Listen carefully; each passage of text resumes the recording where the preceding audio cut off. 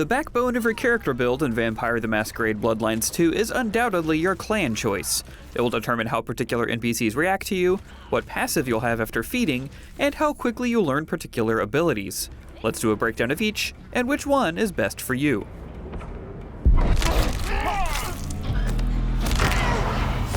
The clan you choose determines the initial abilities you can learn, and you can learn them all pretty fast moving vertically up the ability tree. If you want to branch left and right into the abilities of other clans, you'll have to do more legwork after unlocking clan contacts once you complete a particular story quest, a Star of Cold Aspect. You can also only equip one ability per row at a time. The ease of unlocking these cross-clan abilities depends on clan affinities, of which there are 7: Celerity, Presence, Potence, Dominate, Blood Sorcery, Obfuscate, and Oblivion. If the affinity of a particular ability matches one of the affinities of the clan you chose, it will cost fewer ability points to learn, denoted by the clan affinity tag here on the ability tree. Alrighty, let's get to the actual classes. The Vampire the Masquerade tabletop RPG inside the World of Darkness setting in which this game takes place doesn't have one-to-one matches with something more mainstream like D&D, but I may reference commonly understood archetypes just to help you wrap your mind around your choices. This doesn't mean that Brujah are fighters, Tremere are wizards, or Toreador are bards, as they all have major differences, but it can be a helpful jumping off point for the purposes of this video.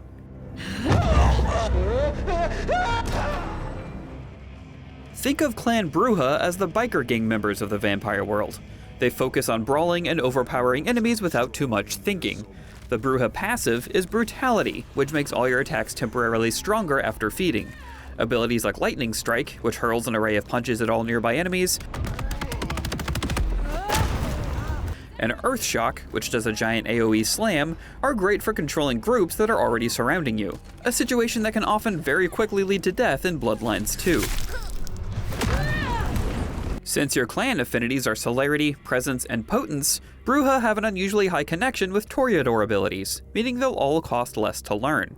Entrancing Kiss is great to gain an extra ally when you're already in the fight, and only costs 2 pips of blood, making it easier to recharge than lightning strikes.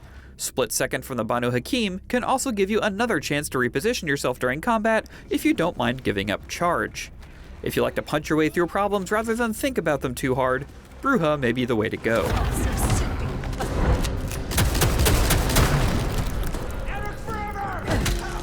Think of Tremere as vampire wizards. Adept in blood sorcery, Tremere can end battles before they start, with combinations like Cauldron of Blood and Blood Curse, which will bring nearby enemies close together before exploding your center target. This comes at a cost, however, as they're also pretty blood hungry. None of their abilities cost less than 3 blood pips, and Blood Salvo costs 5. It is immensely powerful, however, as each dart will likely kill weaker enemies in one hit, making it great for taking out stragglers after an initial explosion. Behind you! Recall allows you to return to a previously marked location to escape trouble if you get surrounded, hurting or killing enemies nearby the destination circle. Tremere also have the longest range melee attack, allowing you to stay out of reach of enemy strikes. Since their clan affinities are Blood Magic and Dominate, they pair well with Ventrue abilities, as well as some from clans Lasombra and Banu Haqim. If you want to end fights before they begin, and win on the strength of planning, go with Clan Tremere. The Assassins of the World of Darkness, Banu Haqim's passive lets them become silent for a time after feeding, giving them an extra edge to not alert nearby people.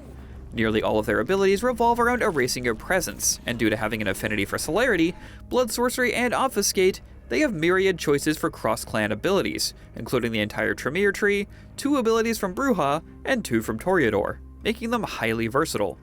Since they have opportunities to disappear or reorient themselves with skills like Unseen Aura, Split Second, Mute, and their passive, they have many more chances for mid-battle feedings, allowing them to heal and use more abilities.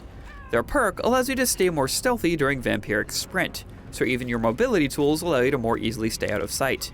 They also have the fastest melee attack of all the clans. If you want to dart in and out of groups, erase your presence, and keep the enemy guessing with quick strikes, try Banu Haqim. Oh, close it. I am here as a courtesy, nothing more. The Fancy Pants Undead of high society are often of the Ventrue clan. With a focus on hardiness and control, their passive allows them to resist damage after feeding, so they can tank some more hits if you're not great at parrying. All of their abilities are of the Dominate affinity, and allow you to puppeteer or outright command your enemies to take their own lives. Mass Manipulation is a powerful mastery ability, as it will cause any Ventrue ability and any effect ability from the other clans to manipulate several enemies at once. Possession is another highlight, as it allows you to attack another enemy, sowing a little bit of chaos. Or you can simply have them walk off the side of a building.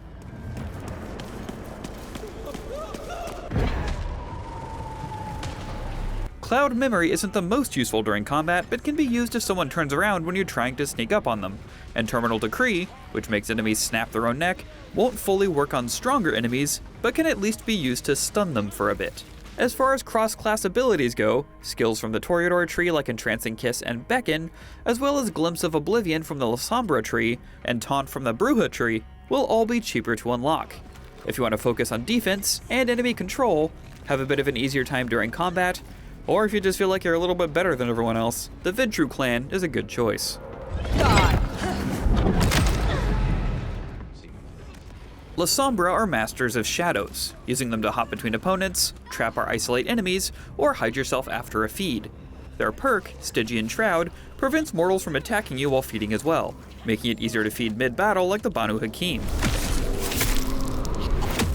It's one of the harder clans you can play, as it's up to you to find ability combinations and creative uses for your powers, but when planned well, you can bounce between several different enemies using Shadow Step, getting free feeds to refill your health and blood as you go. Good cross-clan abilities include anything with Dominate and Potence affinities, meaning they sync very well with a Ventrue, and can grab Earth Shock from Brujah on the cheap.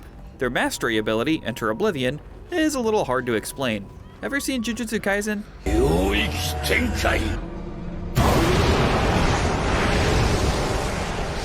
Imagine creating a small pocket dimension where you can isolate a small group of enemies. You can split them up from the main group, take them all out, drink their blood, and come out the other end fully topped up after thinning out the enemy ranks. You can even pull them in, trap them there, and then deactivate the ability to seal them away.